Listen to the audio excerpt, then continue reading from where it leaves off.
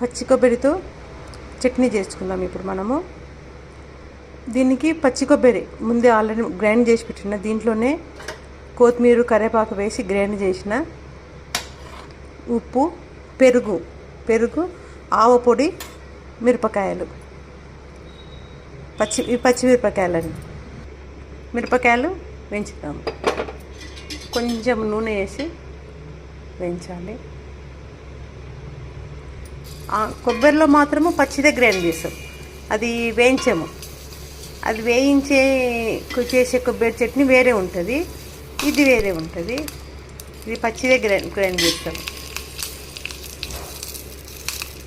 ఇది కొంచెం చిటపట అని కొంచెం ఇది కావాలి. మిరపకాయలు వేయించినప్పుడు కొంచెం జాగ్రత్తగా ఉండాలండి, ఒక్కొక్కసారి అది చిట్టుమని పేలుతాయి. ఇంకా కట్ చేయాలి. ఇట్లా మనం రంధ్రం పెడితే అది చిట్టను. దానికి రంధ్రం లేకుంటే కొంచెం ఇట్లా ఎగిరి పైకి పడుతుంది. చాలు. ఇవి దీనిలో వేసుకుందాం, గ్రైండర్లో వేసుకుందాము. దీంట్లోనే ఆవపొడి 1 స్పూన్, చిన్న స్పూన్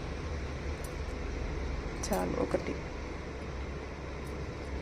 1.5 వేసుకుందాము. కొంచెమే చట్నీ అండి, ఇద్దరికి సరిపోనే చేస్తున్నా నేను. ఉప్పు కొంచెమే వేసుకోవాలి. ఇప్పుడు పెరుగు మెయిన్ దీంట్లో ఏంటంటే పెరుగు, ఆవపొడి. దీంట్లో పెరుగు మన పుల్లగా ఉంటే ఇంకా మంచిది. ఇట్లా మొత్తం పెరుగు వేసుకొని గ్రైండ్ చేయాలి. పెరుగు వేసుకొని, పుల్ల పెరుగు ఉంటే ఇంకా మంచిగా ఉంటుంది. తీయ పెరుగు ఉంటేనేమో చట్నీ కొంచెం తీపి అనిపిస్తుంది, పుల్లది ఉంటే చాలా మంచిగా ఉంటుంది. ఇప్పుడు ఈ మిశ్రమాన్ని గ్రైండ్ చేద్దాం. చట్నీ గ్రైండ్ చేసుకున్నాము. చట్నీ ఇప్పుడు దీనికి పోపు వేద్దాము.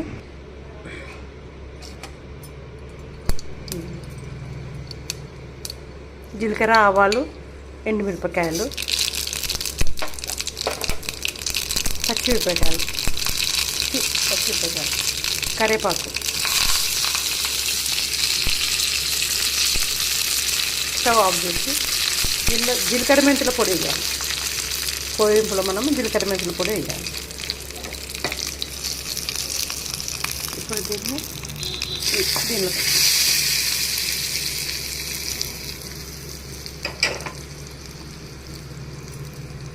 చట్నీ అయిపోయింది.